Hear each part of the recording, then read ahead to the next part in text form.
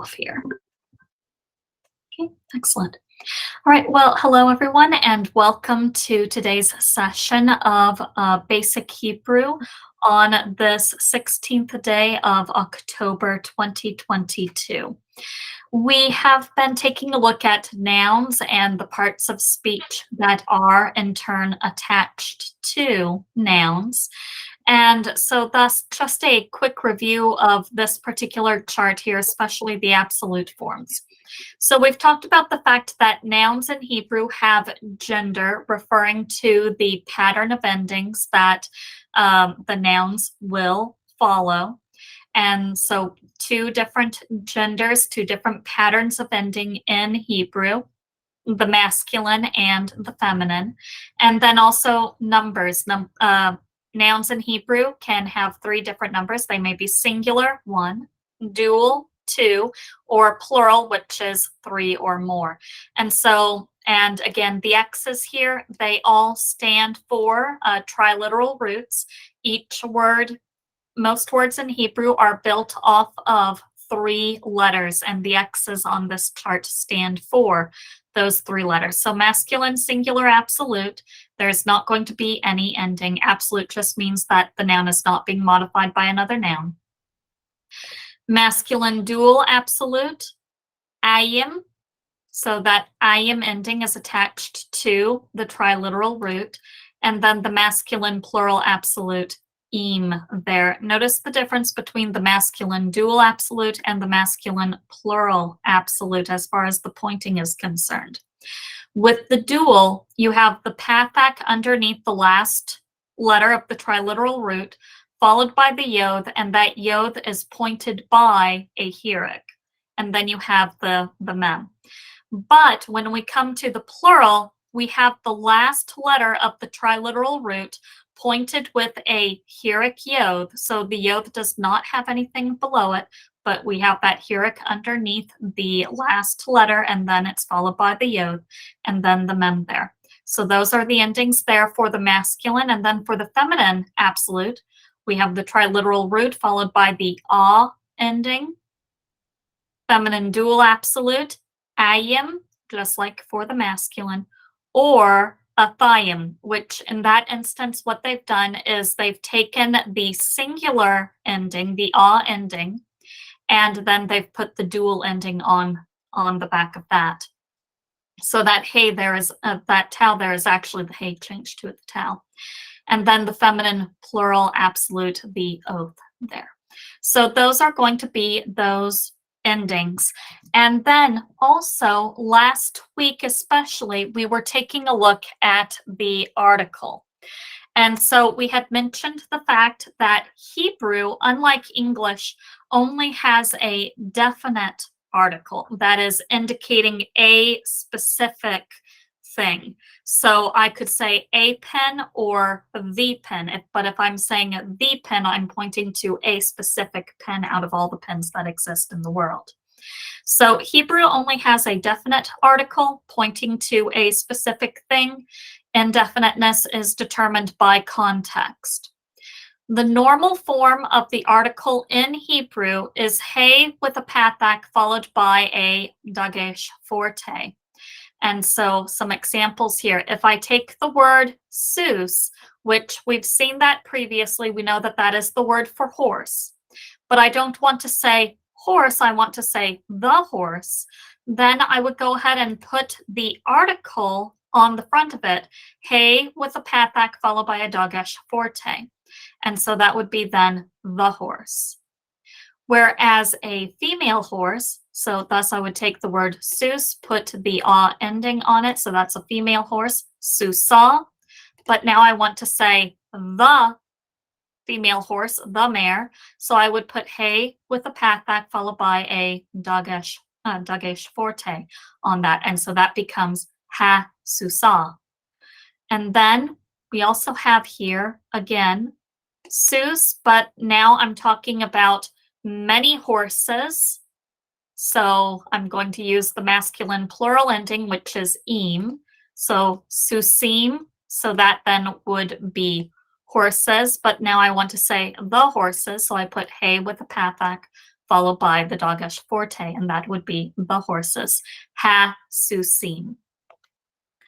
And then we also have ha, susoth, where you can see we still have that word horse there, but now I'm adding the oath ending, which is going to be feminine plural. So we're talking about 3 or more mares. And now I'm wanting to make it specific, so I add the article to it, hey with the pathak, followed by the dogish forte. And so that then is ha, susoth, the mares. So that is basically how the article works. It is attached to the nouns that it is modifying.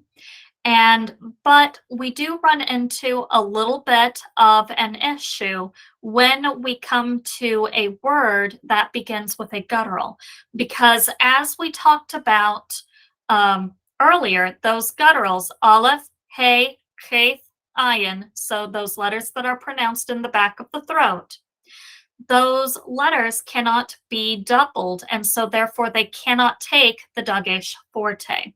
Remember, the dogish forte can go inside of any of the Hebrew letters except for the gutturals, because those letters cannot be doubled. So if the noun then to which the article is attached begins with a guttural, aleph, hey, cheth, ayin, or sometimes resh. So resh also being formed in the back of the throat, it is very hard to double that particular letter as well. Then the form of the article changes because, as we said, gutturals cannot take that dogish forte. So before the weaker gutturals, that is before the aleph and the ayin, the form of the article is hey pointed with a kamates. How does that work? So let's say, for instance, that I have the word adam, which is human, but now I'm wanting to say not just human, but the human. So thus I would put the article on the front of it, hey with a pathak followed by a dogish forte. Well, the issue is the dogish forte goes inside of the following letter, which in this instance is the guttural, the aleph. The aleph, being a guttural, cannot take the dogish forte, and so it rejects the dogish forte. But we have to do something in order to compensate for the loss of that doubling. So what happens then is the preceding vowel, that is the vowel that occurs before the aleph, so thus the vowel that is underneath the hey of the article, is going to lengthen, and the long A-class vowel is going to be the kamates, and so thus we have the form ha adam here.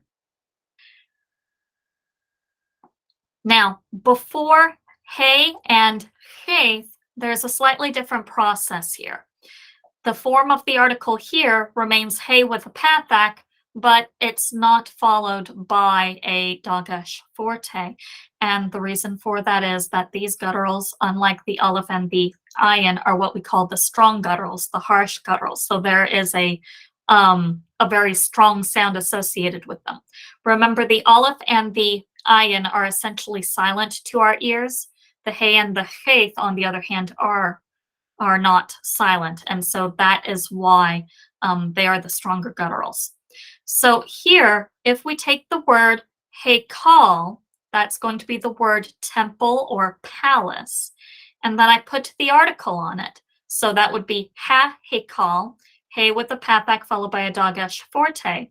But here, the dogish forte is inside of the hey here, and so again, that is not the hey cannot take that dogish forte, and so it will reject the dogish forte, and the preceding vowel would lengthen, right? Well, not in this case. Under the influence of that harsh guttural, the hey or the cheth, the pathak remains. It is as though, because of the fact that there is that harsh guttural there, it's as though the syllable is in fact closed, so it's as though it is as though doubling has occurred, even though there is no real doubling. So we call this virtual doubling in that instance. But then there's also one other form. Basically, before ha, so faith pointed with a comates, and an unaccented hey pointed with a comates, or ion pointed with a comates.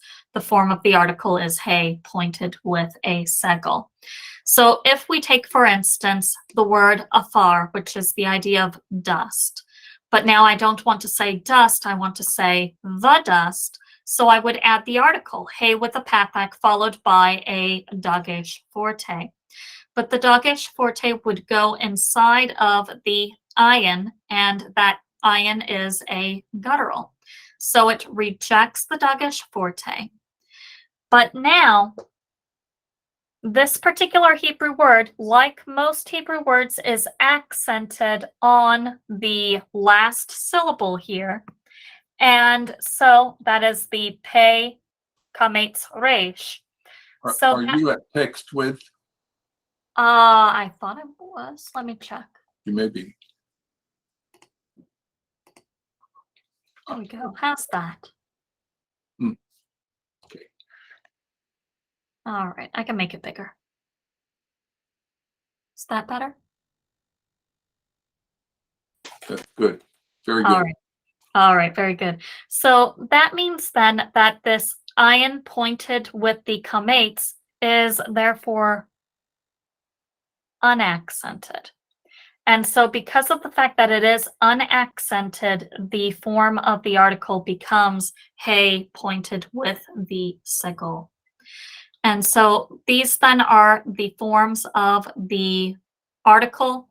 Your basic form, hey with the pathak followed by the dagesh forte, or hey pointed with the comates, hey pointed with a pathak, or hey pointed with a segel.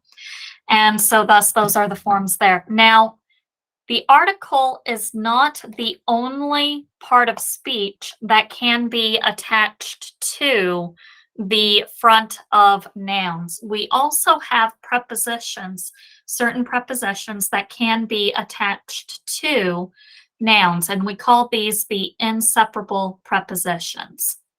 We call them inseparable because of the fact that these three prepositions are always attached to a noun. They cannot occur separately from a noun. So the three, then, we have the lameth, and usually in the text, the basic pointing of this, it will be pointed with a simple vocal schwa. So the lameth, and then also a beith, also pointed with a simple vocal schwa, and then also the calf pointed with a simple vocal schwa. The lameth here, this has a tendency to indicate direction or reception. And so as a result of that, typically in English, we would translate the lameth preposition as either to or for. Then there is also the beith preposition, which typically indicates location as well. So in, with, or by. So just as an example, the lameth preposition, I gave the ball to the boy. So here, this particular prepositional phrase, to the boy, is telling me to whom, or the direction of the giving of the ball. So that would be the equivalent here. So we have that lameth preposition indicating to or for. Beith here indicating location as well. I drove in the parking lot, for example. So here we have in telling me where I drove, thus a location idea, and the beith is kind of similar to that. And then the calf preposition here, this is going to introduce some sort of a comparative idea or a manner idea. So it can indicate that comparison or manner. Comparison, very well-known example that we know from the scriptures, for example, as the deer panteth after the water, so my soul longeth after thee. So that as the deer is indicating a comparison of the way something in nature to the way that our soul should be longing after the Lord. So that comparative manner idea. And so thus we translate the calf as or like. So these are going to be those three inseparable prepositions. That is, those prepositions that are never going to occur alone, but are always going to be attached to a noun. So Lameth, direction, reception; Beth, location; and then the calf, comparison or manner. And so as an example here from the Hebrew text, so as indicated up above, these three inseparable prepositions are normally pointed with the simple vocal schwa. So taking a look at this, for instance, then, here is the word melech, which is the word king in Hebrew. Now, if I wanted to say that I gave something to a king, so there is that direction involved here, then I would put the Lameth preposition on the front of it. And you can see here is that Lameth preposition on the front of Melech, king. So Lameth indicating direction, Melech, king. So Lemelech, this would be to a king. Now, what if I use the Beth preposition? Well, still, you can see the word melech there, and then we also have the Beth preposition attached to it. So, Bamelech, that would be in a king. And then we also have here, if I'm comparing something, so here's the word melech, king, and then here is the inseparable calf preposition. So kumelech there, as a king, we might say. So this gives you an idea of how these prepositions are used in the text. Now, another example here, Adam, so human. They have translated this word in the grammar textbook as man, but as we've indicated before, there are 4 different words in Hebrew for man. The word Adam that is used here is used to refer to humankind, so humans in general. So this would more appropriately be translated as human in this instance. So Adam, but now if I wanted to say to a human, again, you can see here is the word Adam, and then we put the Lameth preposition on the front of it. So we have L'Adam, to a human. Now, location, if I'm talking about location, then I'm going to use the Beth preposition here. And so here is Adam, here is the Beth preposition on it. So Adam. So you can see the way that the inseparable preposition is attached to the front of the noun. And so this is in a human. And then now if I'm wanting to compare, so comparison, let's see, the Lameth preposition indicates direction. The Beth preposition indicates location. The calf preposition indicates comparison. So thus I'm going to use the calf preposition here on the word Adam, giving me the form Adam, so as a man or according to a man, as the case may be.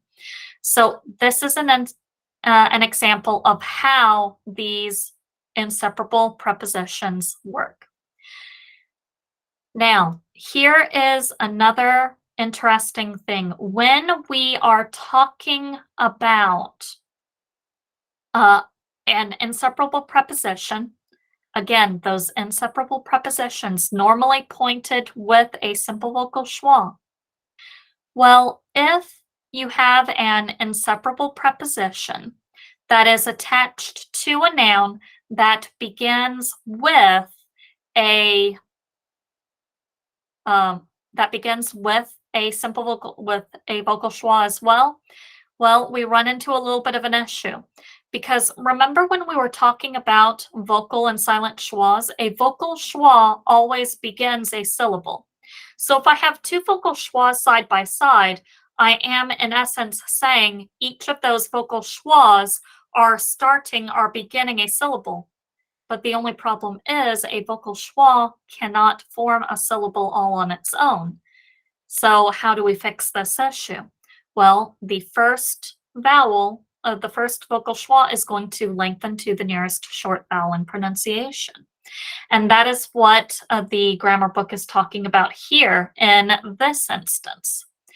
So when the inseparable preposition, so those are the three prepositions that we've been talking about here lately, the lameth, the beith, and the kaf, with the lameth indicating direction, the beith indicating location, and then the kaf indicating manner or comparison. So when either of those three is prefixed to a word whose first letter has a vocal schwa, such as, for instance, the name, let's see, what is this particular name? Shemuel. So Samuel. Shemuel. Then, since two vocal schwas cannot stand side by side, cannot stand together at the beginning of a word, as for instance, Le Shemuel, the schwa under the prefix changes to the nearest short vowel in pronunciation. And so thus leaving us with the form Le Shemuel. Now, there is one moment here. Let me pull up another document. Should have had this one up previously, but yes. There we go. Common changes in spelling. So here, vocal schwa resolution, and this will walk us through exactly what this is talking about here. So vocal schwa resolution. Two vocal schwas cannot stand side by side. Reason for that being they can't form their own syllable. So if this situation occurs, the first vocal schwa will change to the short vowel nearest in pronunciation to that of the second schwa. Then, and that actually needs to be fixed there. But so if the second schwa is composite now, so taking a look here in this particular instance, so let me just go ahead and scratch that part out while we're here. Okay, so examples. So for instance, taking here this particular word, le devarim, and you can see on this word, I have the masculine plural ending, and then I also have the lameth preposition here. So I have, in essence, two vocal schwas standing side by side, which we cannot have that. And so what happens then in order to resolve this is the first one here is going to lengthen to the nearest short vowel in pronunciation. For a simple vocal schwa, that is going to be the Hickory. Now, for a composite schwa, that is those vocal schwas that go underneath the guttural, we're going to be dealing with something else. So take, for instance, this form here, le'avom. So again, I've got a simple vocal schwa side by side with a composite schwa, the hatef segol in this instance. But two vocal schwas can't stand side by side. So this one here, the first one, the one that is underneath the lameth, is going to lengthen to the nearest short vowel in pronunciation. And the short vowel that is nearest in pronunciation to a hatef segol is in fact a segol, and so thus we get the form le'avon. So those are just some illustrations here, and we will see more of these illustrations as we go along through this here. So Shemuel, so taking for instance Shemuel, Samuel, and then we're going to put the lameth preposition on it. So taking for instance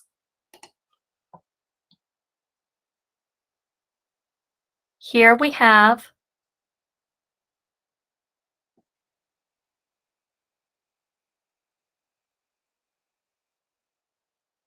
Shemuel. So that's Samuel. Now I'm going to put the Lameth preposition on the front. So here is my Lameth preposition. But notice this, I've got two vocal schwas standing side by side. That does not work.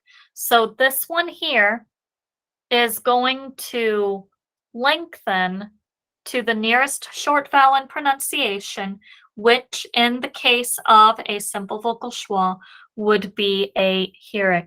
And so that would leave us with this particular form here as well. And so le Shemuel. So that is then the result of that. And as we come on through here, same thing. If I put the Bath preposition indicating that location, we're going to be dealing with the same thing here as well. So if I just put the Bath preposition on this, so notice as well, I've still got those two vocal schwas standing side by side, and we cannot have that. And so thus what we're going to do is the first one here, that first vocal schwa is going to lengthen to the nearest short vowel in pronunciation, yielding the form de Shemuel with that Hickory underneath. And then it's that same thing as well with the calf preposition as well.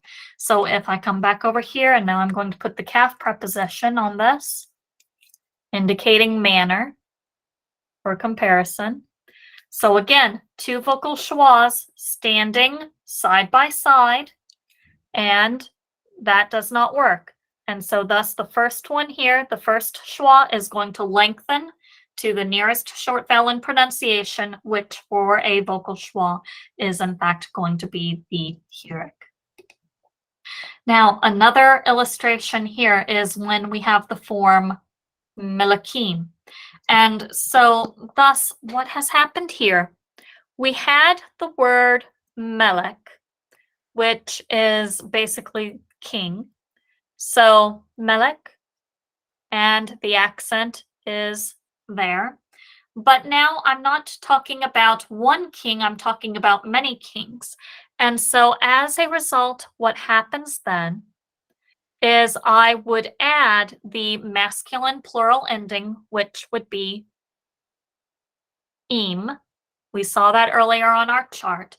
And in so doing, our accent has moved. As a result of that, because the accent has moved, this vowel here is in fact going to reduce, but it reduces all the way down to a simple vocal schwa. And then underneath the lameth, we do in fact have that kamates. So this is why we have that form here for melakim, for kings. But now, if I put a lameth preposition onto this, once again, I've got two vocal schwas standing side by side, which is something that we cannot have. And so the first one, the one underneath the lameth, is going to lengthen to the nearest short vowel in pronunciation. For a simple vocal schwa, that would be the Hickory. And so thus that would then, in effect, yield this form here. So that would yield then a Hickory underneath the lameth. So le melakim. And then the same thing as well when we add the other inseparable prepositions as well. B'melakim in kings and k'melakim as kings. So those are just some examples there. And we are at 3:05. And this is a good stopping place. We can pick up here unless you want me to go further, sir.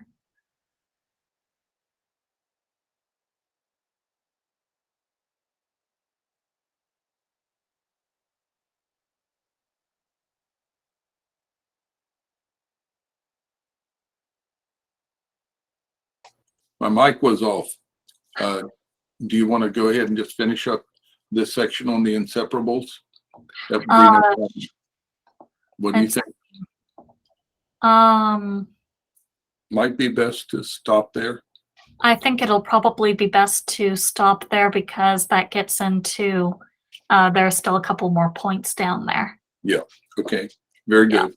So All if right. you want to do that, then when you close, then we'll pick up our Bible study in about 10 minutes. All right. Sounds good.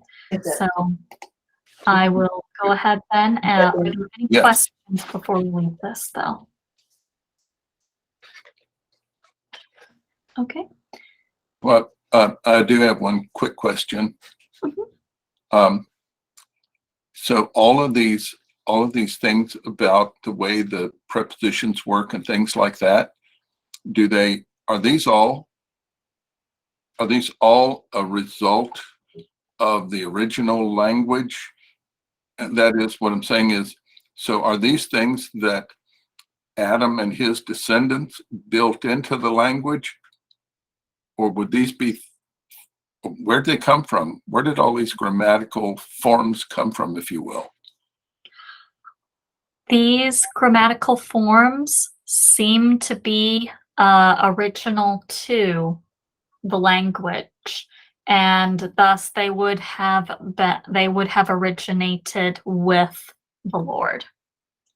It would be, so then what we see in those earliest chapters of Genesis, and recognizing accurately that they are from the hand of Adam, especially those first 4 chapters, as we say, then what you're saying then is that all of this was built into Adam by God. Yes, sir. So it was just a part of the way he was put together in every way, making him complete and sufficient for every function and interaction that God had for him to do. Are you really saying that? I am, yes, sir. And what's interesting as well is some of these things that we see, due to the mixing of language at Babel, they are even present in the other languages which emerged from Babel as well.